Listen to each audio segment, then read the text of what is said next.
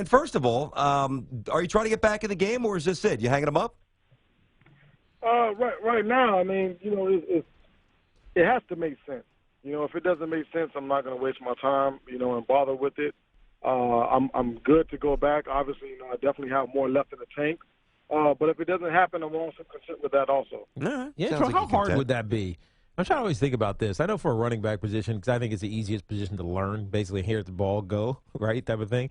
But for a defensive back, how hard would it be if you to step into a situation and play immediately? Not that hard or difficult? Well, football is universal. I think the hardest thing to learn is the terminology. And as far as systems and schemes, I pretty much played in all of them. So, and I played multiple positions. I wore many hats while my playing days. So to learn a defense, it wouldn't take me any time. It focus, a lot of preparation, and, I'll have it down packed in a week.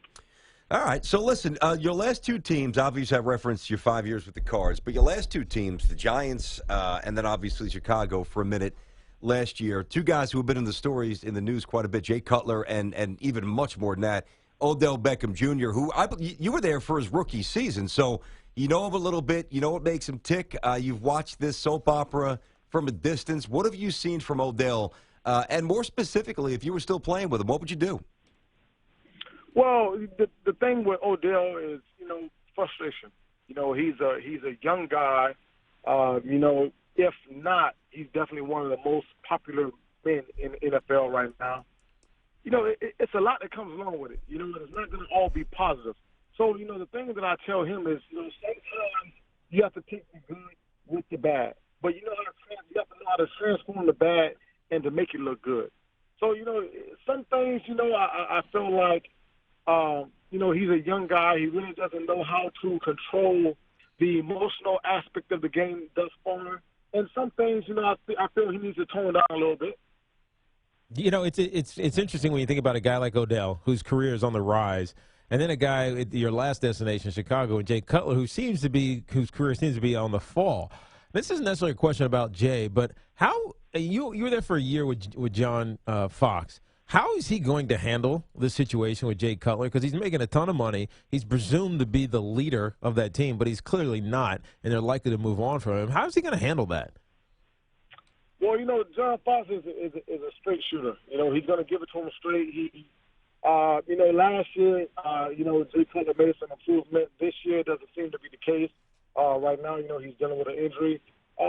John Fox is a guy who's going to try to win at any given cost.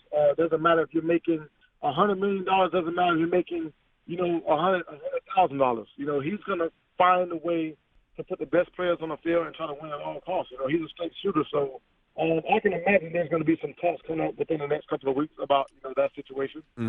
Antrel Rolle with us here on Tiki and Tierney. It's interesting. I think I told you this on the air once. Probably about a year and a half or so ago, I was in our storage place, and I bumped into Antrel's dad. Yeah. And just, really friendly guy, and we wound up shooting the breeze about sports for almost an hour. He doesn't know who I am. I don't know who he is until he tells me. And so we're talking about Coughlin and Eli. And Antrel, make sure I have this right. Your dad's a policeman, right, down in Florida? Sergeant, or isn't he a police, law enforcement?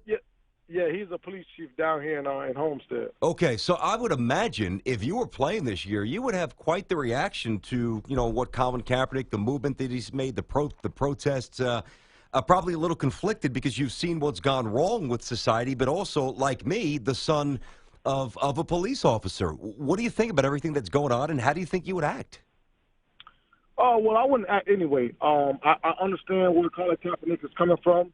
A lot of people are going to have a lot of, opinions and verbal messages about where he's making the stand, as far as kneeling during the national anthem and so forth and so on.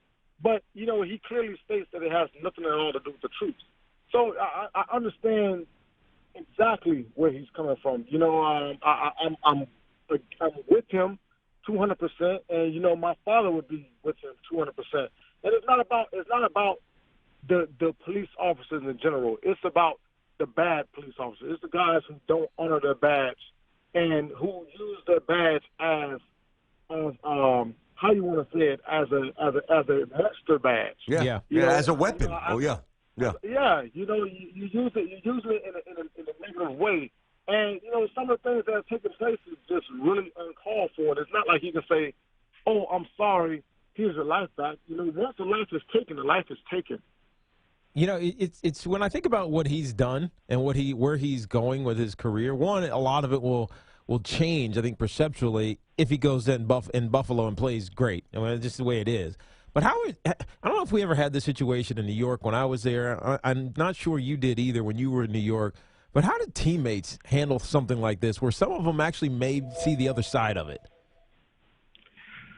Well, I think as far as his teammates, I'm pretty sure, I don't know the relationship that Kaepernick has with his teammates. But let's say, for example, I'm pretty sure if you don't understand where he's coming from, if you have to understand his message, you have to really understand his message. Nothing is against the truth, He values the truth. He salutes the truth. And he made that firm statement that this has nothing at all to do with the people that fight for our country. This is about what's taking place in society today. So if you have a problem with that, then obviously your eyes are closed, or maybe, I don't know. Maybe you're with the cops. Maybe you agree with the cops. Who knows? But Yeah. I would never, ever be in that boat. Yeah.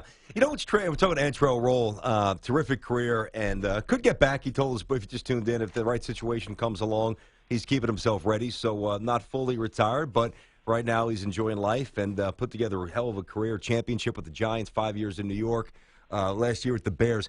It's tough, and maybe it is tougher. Well, I was going to say maybe it's tougher being white, but actually now that I think about this out loud, it could be tougher actually for an African-American whose dad or mom is in law enforcement. Because what happens, like you begin to defend the shield and the badge because you know that 99.999% of the people are so good and their heart is in the right place. And it's the other, rogue few that deserve to be in jail and, quite frankly, never see the light of day.